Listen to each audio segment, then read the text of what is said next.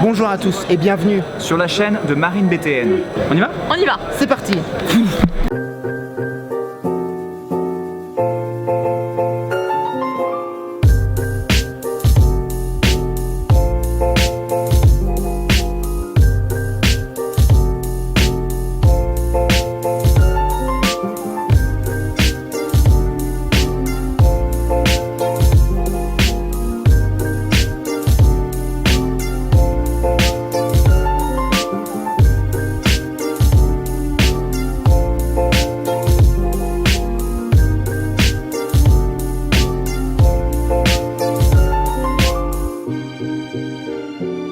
On se retrouve aujourd'hui au salon de la photo. Je suis accompagnée de Victor. Bonjour.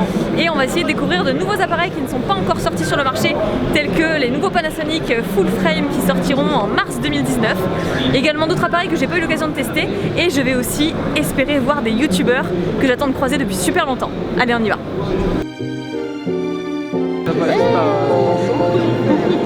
Sunshine? Ouais. Non, venez surtout pas, je vous aime pas. Si. Et Steven, Salut tout le monde. qui est dans les high-tech et tout, qui répond souvent. Alors aujourd'hui on va parler de l'iPhone 6, l'iPhone 6 qui nous remarqueront la prise USB sur l'arrière. Ah, ça fait des vues hein. Bonjour. Et Julien Fabot. Voilà, toute la cible. De quoi on parle? d'iPhone 6. Ah ok. Et de Sony. Elle nous a dit que vous pouvez être sur le blog, vous êtes influent et tout. On est là. On entend parler de Panasonic. Non. Marine fait des super trucs. Abonnez-vous à sa chaîne et comme je le dis souvent, c'est du travail donc mettez un pouce bleu. Salut, je suis avec Grain. Salut, c'est moi. Anciennement de Goodbye, je te suis depuis très longtemps. Et mon prénom c'est Louis. Et voilà, son prénom c'est Louis et il est avec sa copine qui s'appelle Marine. Ah, exactement, comme toi. Il est super sympa en vrai aussi.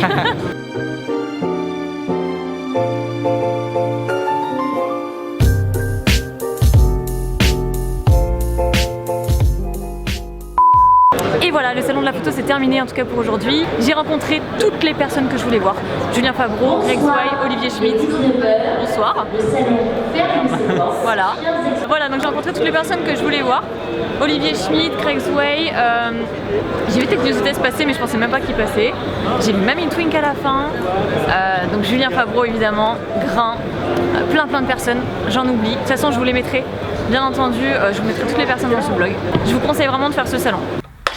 Ok, donc je viens de rentrer du salon de la photo, j'y ai passé 2 jours, donc le jeudi et le samedi, c'était vraiment super cool. J'ai rencontré plein de youtubeurs que je suivais depuis super longtemps, j'ai discuté avec eux, j'ai posé plein de questions, que ce soit à eux ou aux professionnels, au stand de la photo, c'était vraiment génial, j'ai passé un super moment. Et j'ai fait un achat assez conséquent, donc pour ceux qui suivent mon Instagram, j'hésitais depuis des mois et des mois à acheter soit le Panasonic GH5, soit le Sony A7 III. Il y avait des pour et des contre dans chacun, je vous mettrai une petite liste dans la description des pour et des contre que je souhaitais, que j'envisageais. Donc du coup, pas de suspense pour ceux qui me suivent sur Instagram, j'ai choisi le Sony A7 III. Je l'adore et je pense que je vais faire vraiment beaucoup de choses intéressantes avec. Boum, la voici. Donc je l'ai pas encore déballée, je vous attendais pour ça et j'avais trop hâte. Ça fait des heures que j'attends. Je vous présente déjà la boîte. Sony A7 III. Magnifique boîte avec écrit TIPA World Awards 2018 juste ici. Donc pour bien vous prouver que c'est une super belle caméra. Je vais pas vous présenter la boîte dans tout son sens ou dans tout son packaging non plus.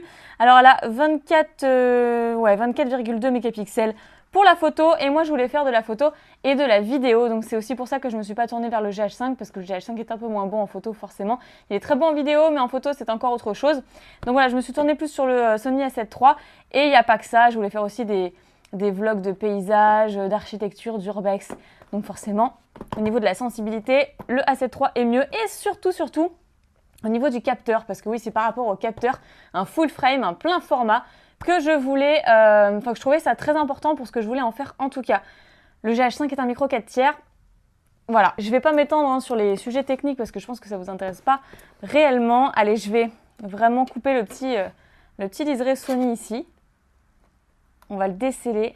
Alors ici nous avons tous les petits papiers, certainement la notice également. Peut-être même un CD d'installation, je sais pas. Je n'ai pas vraiment regardé d'unboxing. Ah bah voilà, la notice. Oh là là, mais c'est un paquebot. Mais regardez ça. Non mais c'est une bible le truc en fait. Mais au moins ça a l'air bien complet.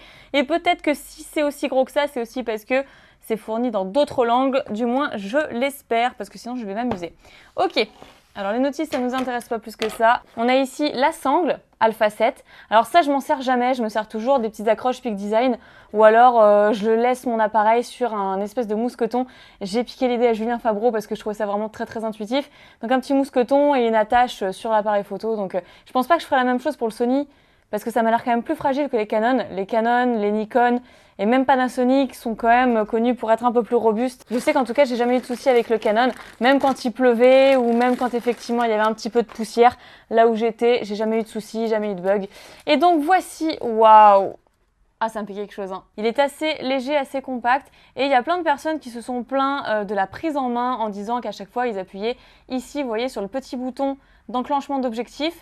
Et finalement, moi, pas du tout parce que j'ai des petites mains. Mais moi, ça me pose absolument pas de problème. Donc voilà, ce qui me faisait beaucoup hésiter sur cet appareil, c'est qu'effectivement, l'écran, malheureusement, n'est pas réversible. Voilà, il est juste pivotable, mais il n'est pas réversible et il n'est pas tactile dans les menus. Et ça, c'est un peu embêtant également. Ensuite, sur les côtés, nous avons forcément les câbles d'alimentation et autres. Oh là, c'est quoi cette prise? C'est un adaptateur. Ah, la batterie. Et les batteries, mais génial, moi, super.